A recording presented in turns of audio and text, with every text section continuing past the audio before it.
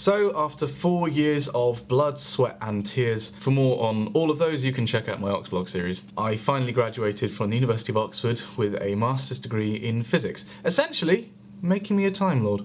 Being 1,000 years old, much like a Time Lord, the university has quite a lot of pomp and circumstance associated with the graduation ceremony. Because the university is collegiate, i.e. made of multiple colleges, the first part of the day is spent in your college, which for me was St Peter's, and the rest of the day is spent in central university buildings. First thing you go to your college, you drop off your gown and you chat to your friends, which you haven't seen over the summer months. A note, by the way, about the gown. For the graduation ceremony, the university circulates very particular instructions about what you are and what you are not allowed to wear to your graduation. If you turn up wearing the wrong thing, you're not allowed in. You don't collect your degree. For me, this meant a dark suit with white shirt, white bow tie, dark shoes, and a gown, and later in the day, a hood. The graduand's gown that you wear to the ceremony is different from the gown you wear as an undergraduate, so what you wear to exams or to formal hall or whatever, and you have to hire it specifically for the occasion. You're also required to hire an academic hood, which varies depending on the degree you're going to be conferred, but generally for undergraduates it's this white fluffy thing. This only comes into the graduation ceremony halfway through though, so it's kind of like a mid-game substitution. But more on that later. So after you've met your friends again and you've been introduced to their proud parents, you are shepherded into the chapel and you're talked through how the rest of the day works. Now, weirdly, I was kind of nervous about this. I know I wasn't alone in thinking this though, because as I said, the university has so much pomp and circumstance. It's a ceremony. It feels like a piece of performance art more than a celebration in some ways. Fortunately though, St Peter's has a great Dean of Degrees, Professor Jan Schnupp, who explained with various volunteers how the degree ceremony works, and specifically how we are to bow to the sequence of people who are going to appear before us in the graduation ceremony. Those people being the Vice-Chancellor, the Registrar and the Proctors. Now, as I said, the university is 1,000 years old, so it's hardly surprising that some old material has kind of stuck around in the modern ceremony. Those names, for example, refer to the Chief Executive Officer, the Chief Administrative Officer, and the Chief Disciplinarian of the university, and some of those offices have been in continuous existence since the 13th century. Once forewarned and forearmed about the ceremony, we then had to get there, and this involved processing, which is walking incredibly slowly through the centre of the city, dressed in your full academic dress with your mortarboard on. This was really, really surreal, bringing chaos to various shopping streets. All these people dressed in full academic get-up, and parents swarming around you, taking pictures, as well as several either very confused or very lucky tourists. I imagine from the air it looked like a column of ants marching through the city, except there are multiple colleges graduating on the same day. So for example, for me there was St Peter's and New College who were graduating. So you had these multiple columns of academic ants swarming through the city and converging on the Sheldonian Theatre. The Sheldonian is a central university building which was built in 1668 based on a design by Christopher Wren of St Paul's Cathedral fame, and it's used for graduation ceremonies, for certain lectures, for concerts, but weirdly not for drama. Directly adjacent to the Sheldonian, though, is the Divinity School, which is where we were shepherded into. This was the first purpose-built room for teaching in the university. It was also the first exam school, built in 1483. It was also used for the infirmary in the Harry Potter films, and the bit in the Goblet of Fire when they learn how to dance. There, once given a little bit more preparation, we were filed into the Sheldonian Theatre. Now, all the people who are going to be conferred degrees sit on this level bit at the bottom, and in the 2 tiers above you have parents, well-wishers, and in our case, several people from our college who are in the year below who just wanted to see the ceremony. The university officials come in, and they actually then almost walk out again. I think there's some kind of procedure where they have to check the door to make sure it's locked or something like that.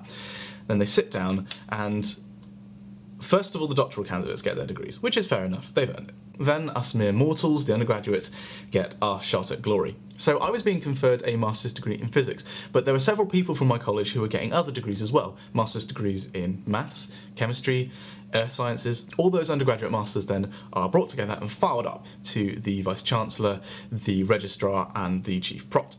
Our Dean of Degrees, Professor Schnupp, then takes one of us by the hand and recites a formula to the Vice-Chancellor in Latin, which goes something like this, and I'm going to apologise, I don't know Latin, I've never studied it, because I went to a normal school.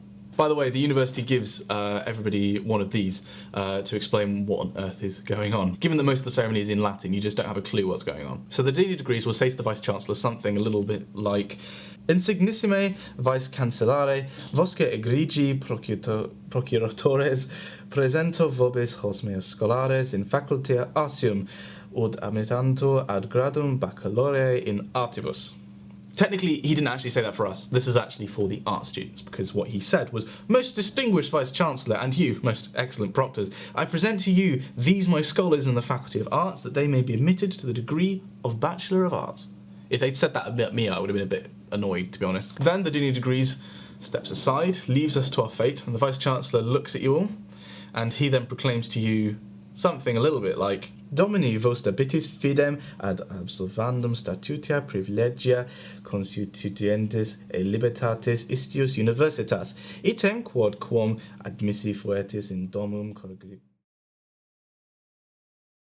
scrutinis scribetis et nomitabitis, et quod neminem nomitabitis nisi quem habilem et idoneum setus vertis fermiter creditetis." To which all the candidates reply, "Do fidem."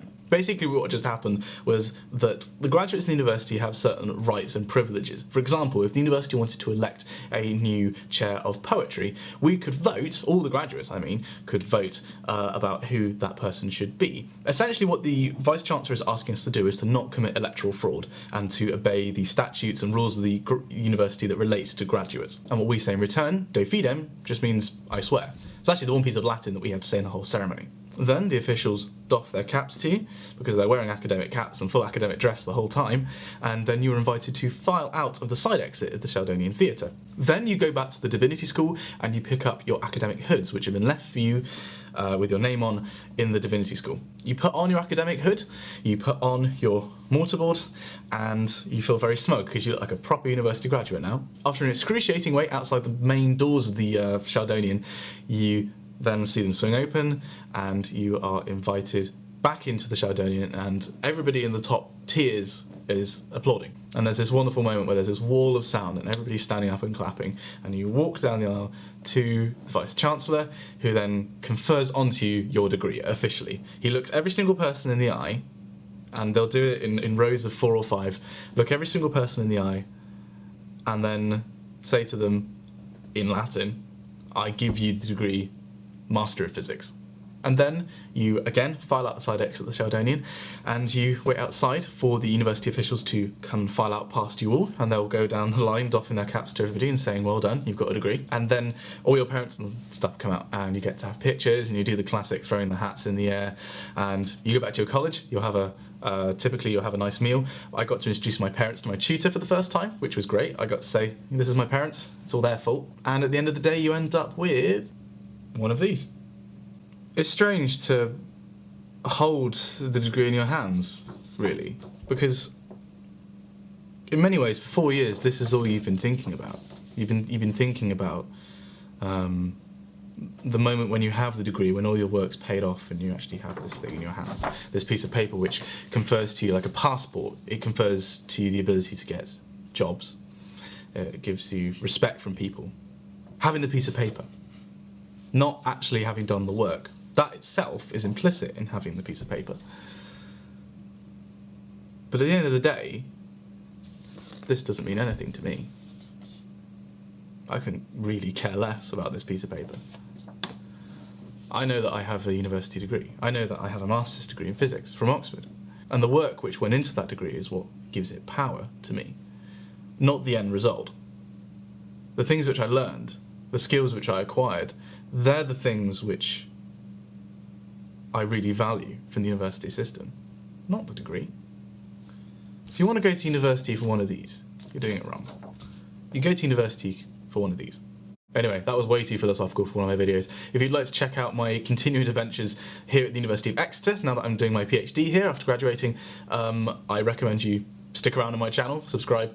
I have been uploading some X-vlogs which talk about my life.